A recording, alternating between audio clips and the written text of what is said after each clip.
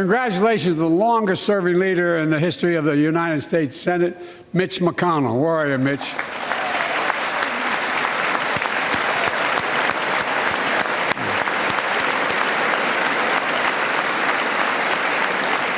And congratulations to Chuck Schumer, another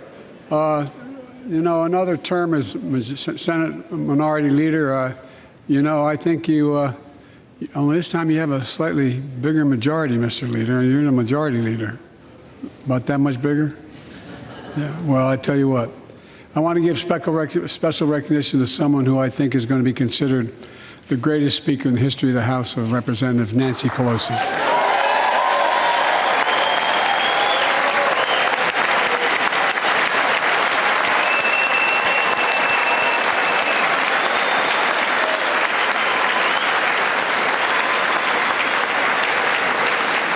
Folks, the story of America is a story of progress and resilience, of always moving forward, of never, ever giving up. It's a story unique among all nations. We're the only country that has emerged from every crisis we've ever entered stronger than we got into it. Look, folks, that's what we're doing again. 2 years ago, the economy was reeling. I stand here tonight after we've created, with the help of many people in this room, 12 million new jobs, more jobs created in 2 years than any president's created in 4 years, because of you all, because of the American people. 2 years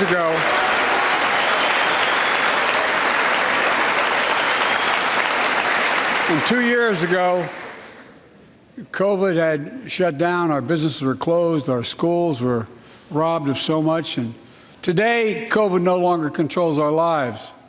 And 2 years ago, democracy faced its greatest threats in civil war. And today, though bruised, our democracy remains unbowed and unbroken.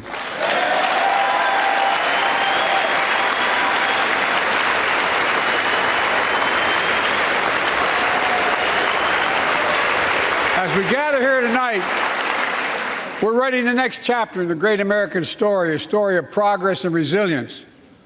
When world leaders ask me to define America, and they do, believe it or not, I can define it in one word, and I mean this: possibilities. We don't think anything is beyond our capacity. Everything is a possibility. You know, we're often told that Democrats and Republicans can't work together. But over the past 2 years, we've proved the cynics and naysayers wrong. Yes, we disagreed plenty. And yes, there were times when Democrats went alone. But time and again, Democrats and Republicans came together to defend a stronger and safer Europe. You came together to pass once-in-a-generation infrastructure law, building bridges connecting our nation and our people. We came together to pass the most significant law ever, helping victims exposed to toxic burn pits. And in fact,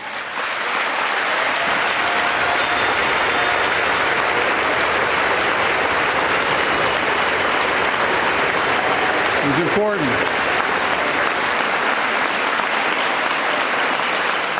And in fact, I signed over 300 bipartisan pieces of legislation since becoming president, from reauthorizing the Violence Against Women Act, the Electoral Count Reform Act, the Respect for Marriage Act that protects the right to marry the person you love. And to my Republican friends, if we could work together the last Congress, there's no reason we can't work together and find consensus on important things in this Congress as well. I think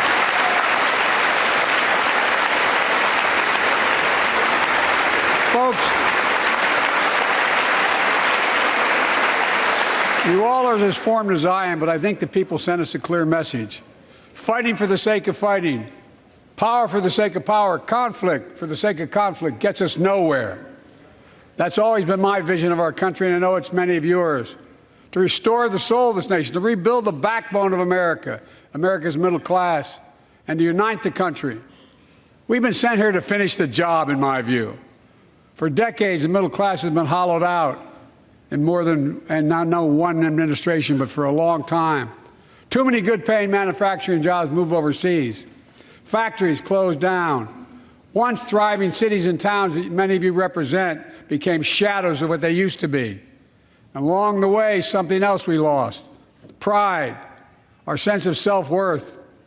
I ran for president to fundamentally change things, to make sure our economy works for everyone, so we can all feel that pride in what we do. To build an economy from the bottom up and the middle out, not from the top down. Because when the middle class does well, the poor have a ladder up, and the wealthy still do very well. We all do well.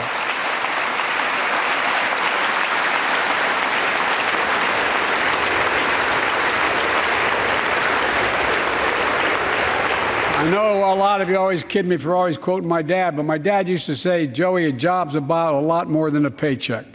He really would say this. It's about a lot more than a paycheck. It's about your dignity. It's about respect. It's about being able to look your kid in the eye and say, honey, it's going to be okay, and mean it. Well, folks, so let's look at the results. We're not finished yet by any stretch of the imagination, but unemployment rate is at 3.4%, a 50-year low. A near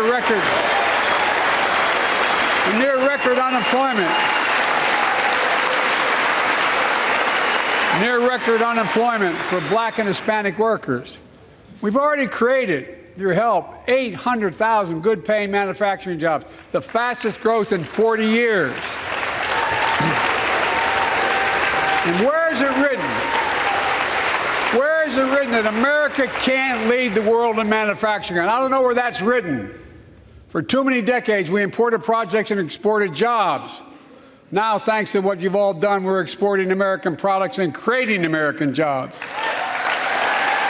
Folks, inflation has been a global problem because the pandemic disrupted our supply chains, and Putin's unfair and brutal war in Ukraine disrupted energy supplies as well as food supplies, blocking all that grain in Ukraine. But we're better positioned than any country on earth right now. But we have more to do. But here at home, inflation is coming down. Here at home, gas prices are down $1.50 from their peak. Food inflation is coming down, not fast enough, but coming down. Inflation has fallen every month for the last 6 months, while take-home pay has gone up. Additionally, over the last 2 years, a record 10 million Americans applied to start new businesses. 10 million. And by the way, every time someone starts a small business is an act of hope. And Madam Vice President, I want to thank you for leading that effort to ensure that small businesses have access to capital and the historic laws we enacted that are going to just come into being. Standing here last year, I shared with you a story of American genius and possibilities. Semiconductors, small computer chips the size of a fingerprint that power everything from cell phones to automobiles and so much more. These chips were invented in America. Let's get that straight. They were invented in America. We used to make 40% of the world's chips. In the last several decades, we lost our edge. We're down to only producing 10%. We all saw what happened during the pandemic when chip factories shut down overseas. Today's automobiles need 3,000 chips, each of those automobiles. But American automobiles couldn't make enough cars because there weren't enough chips. Car prices went up, people got laid off. So did everything from refrigerators to cell phones. We can never let that happen again. That's why we came together to pass the Bipartisan Chips and Science Act.